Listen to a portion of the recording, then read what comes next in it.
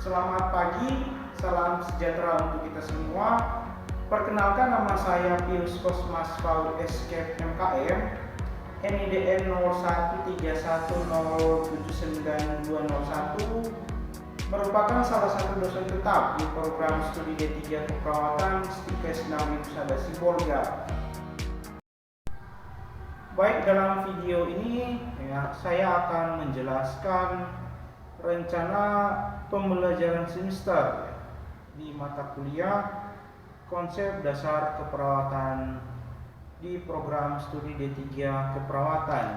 Mata kuliah konsep dasar keperawatan ini merupakan salah satu dari beberapa mata kuliah ilmu keperawatan dasar di program studi D3 Keperawatan tingkat 1.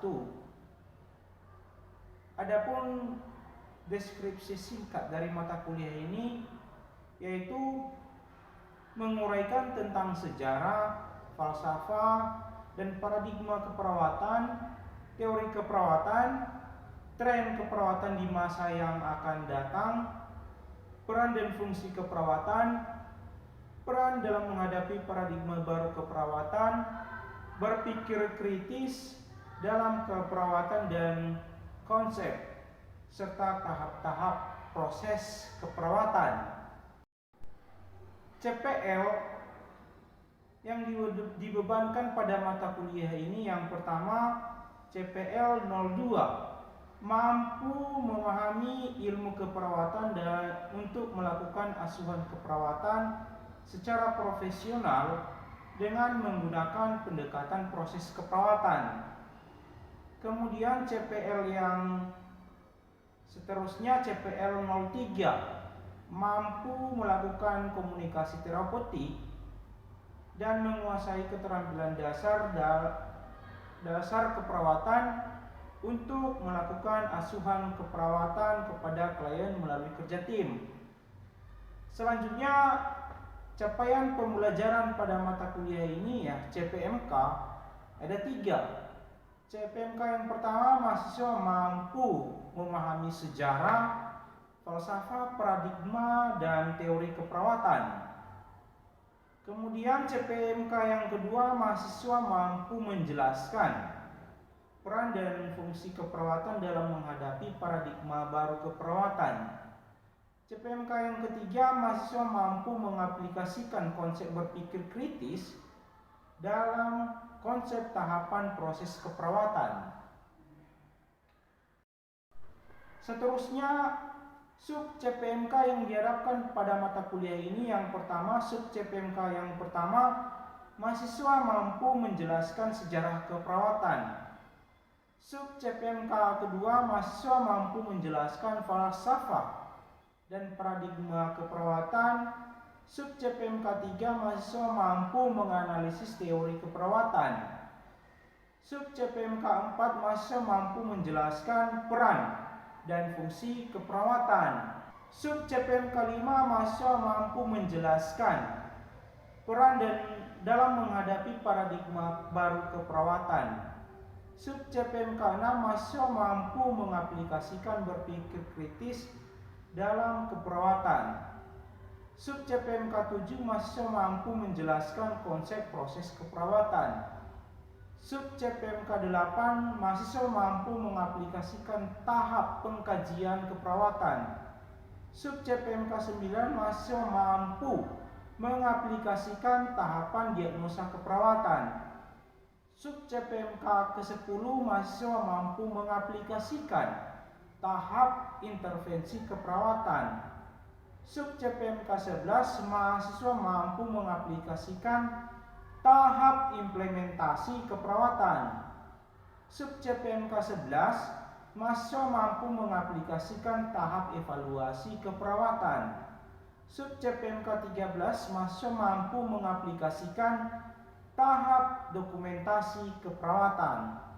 Nah, jadi mata kuliah konsep dasar keperawatan ini dilakukan secara luring tatap muka selama 14 kali pertemuan ditambah UTS dan UAS.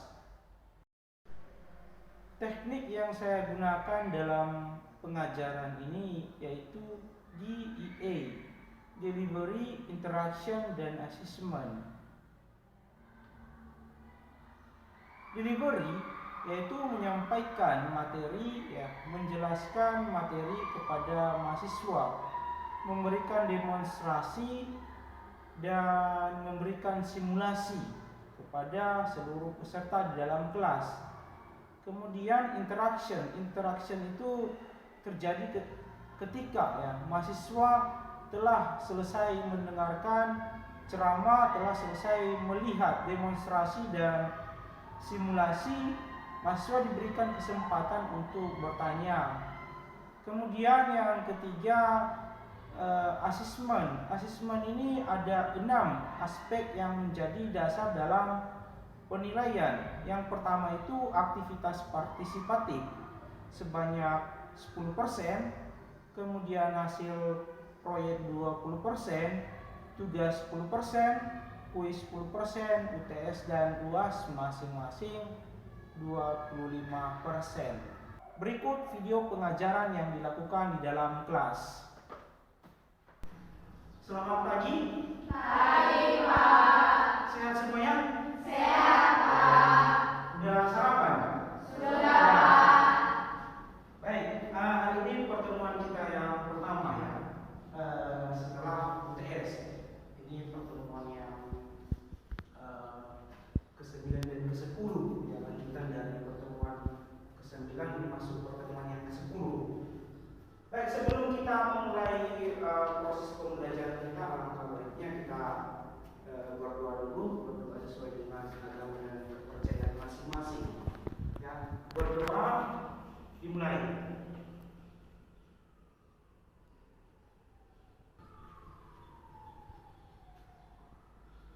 Berdoa selesai. Baik, minggu lalu kita udah membahas yang namanya proses keperawatan. Kita udah membahas kemarin tahap-tahap atau langkah-langkah dalam proses keperawatan di pertemuan sebelumnya. Kemarin ada 5 itu langkah-langkah proses keperawatan. Kemarin apa? Yang pertama pengkajian, iya kan? Yang pertama pengkajian, yang kedua ketiga intervensi, dan seterusnya lalu yang terakhir baik. Ada 5 tahap konsep keperawatan, proses keperawatan. Hari ini kita akan membahas secara rinci dari masing-masing tahap proses keperawatan itu. Yang pertama kita masuk dalam pengkajian keperawatan. Nah, dalam pengkajian ini kita menggunakan referensi dari Aziz, Alimul, dan Ulyaningsi. Jadi nanti kalau teman-teman semua mau meminjam bukunya dari perpustakaan tersedia referensinya. Karena kita dalam mata kuliah ini mata apa? Referensinya menggunakan buku ini. Oke, kita lanjut.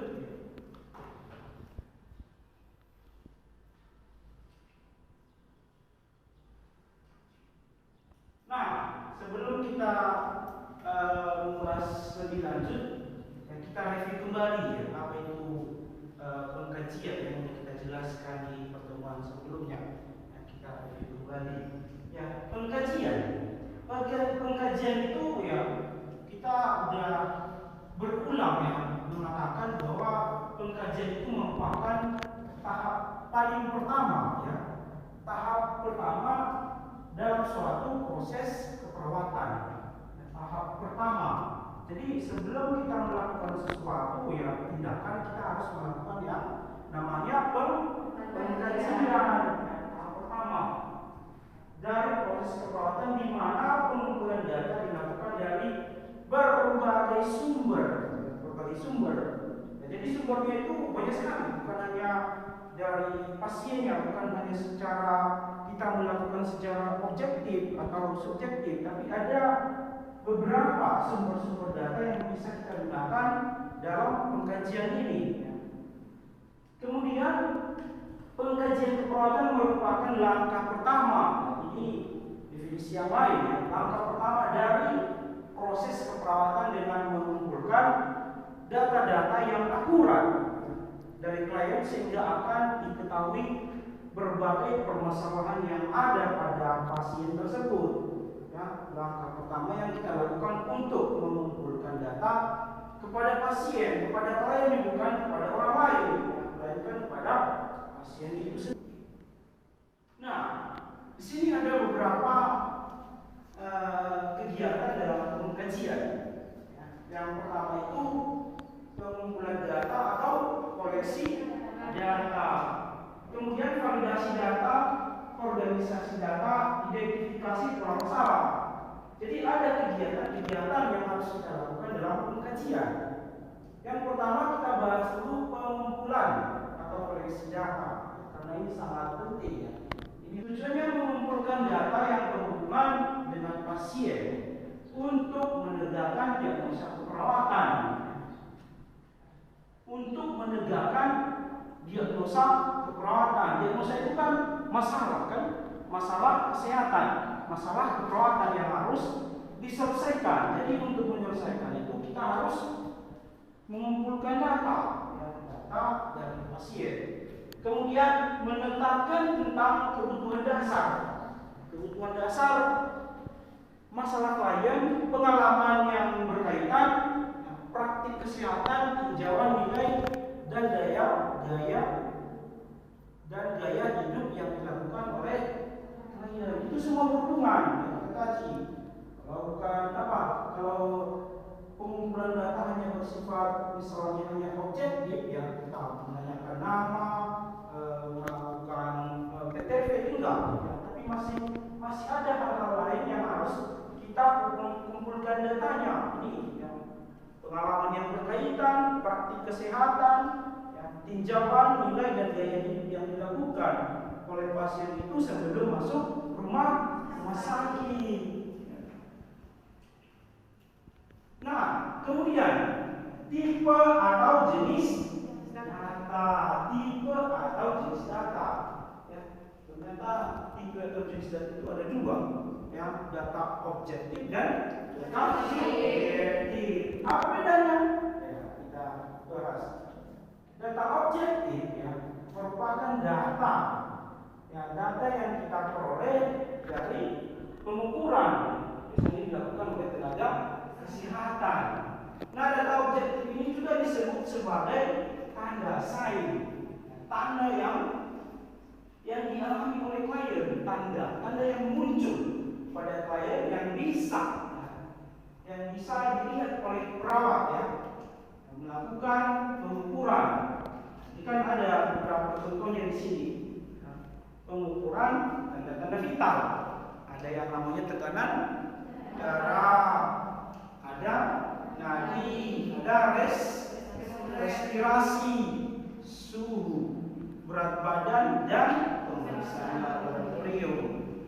Artinya data objektif ini data yang kita peroleh, yang perawat sendiri yang memperoleh dengan cara pengukuran. Kemudian yang kedua data subjektif.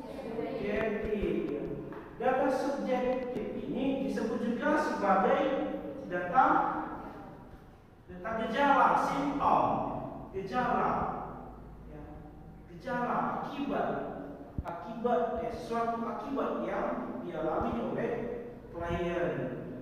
Kemudian data subjektif ini diungkapkan, ya, langsung atau pertanyaan langsung dari klien ataupun keluarga. Apa yang dirasakan, gejala apa yang dirasakan oleh pasien tersebut? Dia menceritakan, memberitahu. Contohnya, ya, pasiennya mengatakan merasa khawatir.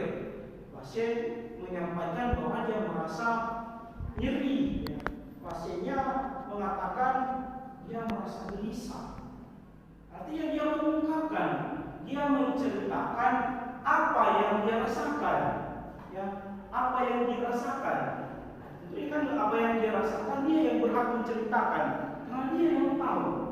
Yang kecuali kalau data objektif tadi, ya, kita sendiri yang mengukur, ada alat ukur yang harus kita gunakan untuk mengetahui berapa nilainya. Tapi kalau data subjektif ini pasiennya yang ini yang memberitahu apa yang dirasakan. Kemudian karakteristik dari data itu sendiri ada 3 karakteristik, ciri-ciri data yang kita gunakan dalam proses keperawatan itu. Yang pertama, lengkap, harus lengkap. Jadi nggak boleh setengah-setengah. Lengkap semua apa yang ada di format pengkajian itu, kita harus gali semua informasi. Kemudian akurat dan nyata. Akurat dan nyata ini oke lah, kita pertama melakukan pengkajian, kita dapat semua datanya, ya, sudah dapat. Tapi bagaimana supaya akurat dan nyata? Kita harus mengulang, ya, kita harus mengulang melakukan pengumpulan data supaya benar-benar akurat dan nyata. Ya. Bisa aja pada saat melakukan pengkajian di awal, pasiennya memberikan informasi yang tidak jelas, ya, mungkin karena kecapean atau ada hal-hal lain yang memungkinkan pasiennya tidak jujur. Bisa juga dan kita sebagai perawat ketika kita melakukan pengumpulan data secara objektif, mungkin alat kita lagi bermasalah. Jadi bagaimana supaya akurat? Kita harus mengulang. Kemudian karakteristik yang ketiga, relevan, sesuai. Apa yang kita gunakan dalam merumuskan suatu masalah keperawatan itu, itulah data yang kita cari. Ya. Misalnya tadi kan ada di data objektif mengenai TTV, ya, untuk menentukan masalah keperawatan yang relevan, sesuai, dan nyambung. Nyambung dari apa yang kita lakukan. Jangan nanti pada saat melakukan pengkajian ditanya berapa nomor sepatunya, tidak nyambung, tidak relevan. Jadi kita harus ada tingkat relevansinya, ada ada keterkaitan. Kemudian ada beberapa tipe pengkajian di sini, ada 4. Pengkajian yang pertama, pengkajian keperawatan dasar umum. Kemudian yang kedua, pengkajian keperawatan data fokus. Dan yang ketiga, pengkajian ulang. Dan yang terakhir, pengkajian verifikasi.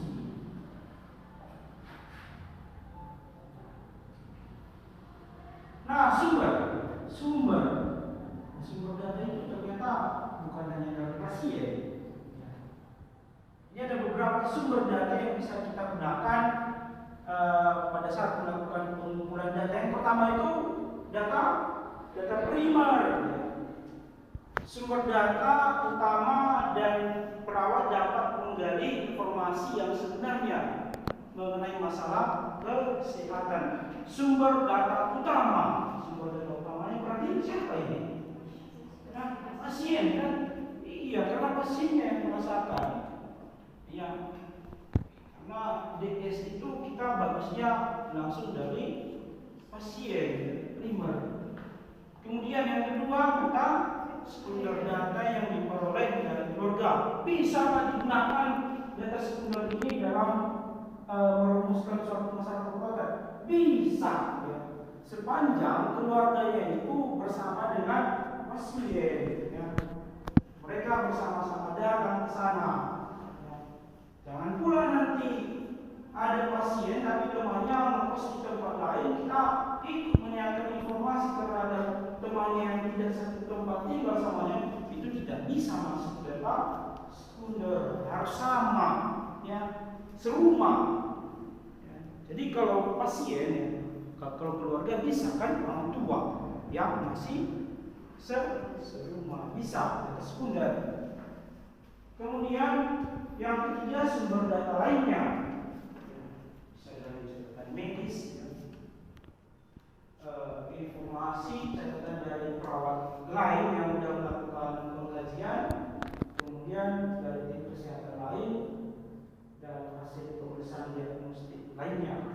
Jadi ada 3 sumber data data primer, data sekunder, dan sumber data lainnya. Nah, metode pengkajian, metode ada caranya, metodenya. Yang pertama itu wawancara, ya, wawancara. Jadi ada metode yang pertama itu kita harus melakukan wawancara, tanya jawab, ya, tanya jawab yang berkaitan dengan masalah yang dihadapi pasien dan merupakan komunikasi yang direncanakan. Kalau misalnya itu kan kita harus menyiapkan, kita harus kontrak, kita rencanakan. Oh, hari ini saya akan melakukan pengkajian. Karena kita sebelumnya udah tahu ada pasien baru kan, belum melakukan pengkajian, jadi kita rencanakan. Nanti jam 2 saya akan melakukan pengkajian, kita rencanakan kira-kira apa yang mau saya tanyakan. Nah, yang mau kita tanyakan ini tidak jauh dari format yang sudah tersedia. Ya, jangan pula nanti hal-hal lain yang ditanya. Ya. Kembali tadi yang harus relevan. Bagaimana ini ya komunikasinya? Komunikasi dalam penting, komunikasi dalam kesehatan, komunikasi dalam wawancara sangat penting ya. Komunikasi, karena dari komunikasi lah tingkat kepercayaan dari klien itu bisa terjadi. Kalau komunikasi yang tidak baik di awal, pasiennya tidak akan percaya, tidak akan jujur menyampaikan informasi. Kan ingat tadi data subjektif dan pasiennya yang menceritakan apa yang dirasakan dan merupakan gejala dari suatu masalah kesehatan. Nah, bagaimana ini ya komunikasinya? Bisa verbal dan non-verbal. Kita bisa bertanya dan bisa mendengarkan. Dan dengarkan, kita lihat, kemudian bisa juga dengan keduanya sebagai saling bersamaan, verbal dan non-verbal. Wawancara itu saling tanya jawab. Nah, dalam fase ada 3. Fase apa tadi? Wawancara. Yang pertama persiapan, kedua perkenalan tahap kerja dan terminasi. Yang pertama itu tahap persiapan. Nah, sebelum kita melakukan wawancara kepada kliennya, kita harus dulu membaca apa status klien itu. Kira-kira apa tadi keluhan utama? Kita tanya dulu apa keluhan utamanya supaya kita bisa mengembangkan setiap pertanyaan. Kita tanya keluhan utamanya.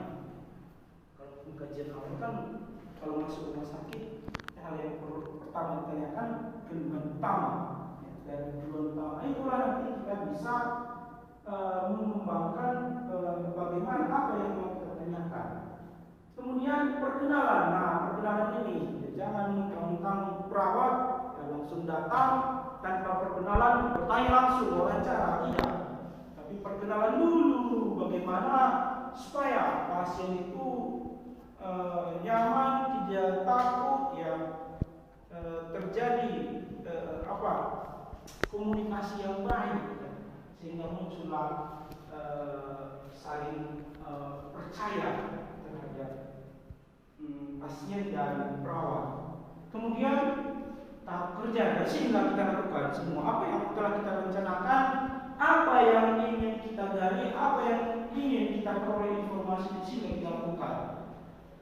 Kita kerjakan semua di sini, kita gali semua informasinya. Kemudian yang terakhir terminasi.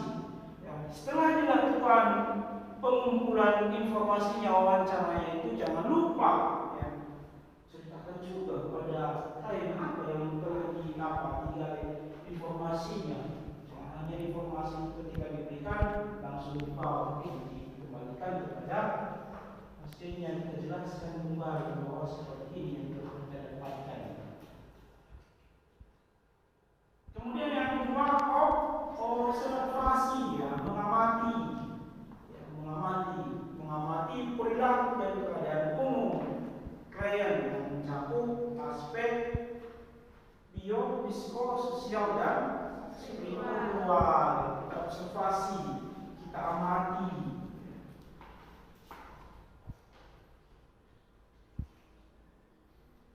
Nah, pemeriksaan fisik. Nah, pemeriksaan fisik ada 4 titiknya.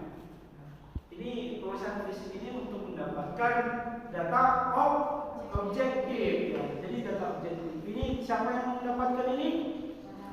Perawatnya kan?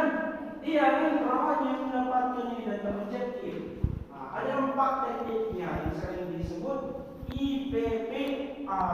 Yang pertama, inspeksi, ya, melihat. Kita lihat keadaan umum dari pasien itu sendiri. Kita yang melihat, ya, kita sebagai perawat yang melihat. Kemudian perkusi, ya, perkusi mengetuk. Ini biasanya menggunakan alat, bisa juga kan? Ada alat apa alatnya yang bisa digunakan untuk mengetuk? Hah? Apa? Stetoskop. Rep? Hah? Baru yang terakhir, aus marka. Ini bisa menggunakan stetoskop.